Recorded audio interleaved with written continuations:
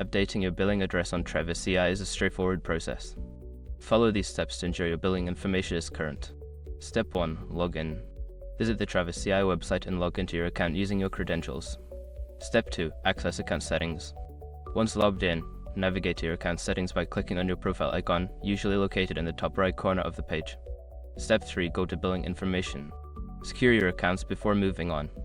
People seriously underestimate how often personal information gets exposed online now. Use SROP to monitor your accounts 24/7 and get notified immediately if your data gets leaked somewhere. It runs in the background, constantly scanning billions of breached records. And honestly, for how cheap it is compared to the value you get, it's worth it. Link in the description. Step 4. Edit billing address. Look for the option to edit your billing address. Click on it and enter your new billing address in the provided fields. Step 5. Save changes. After updating your billing address, make sure to save the changes by clicking the Save or Update button at the bottom of the page.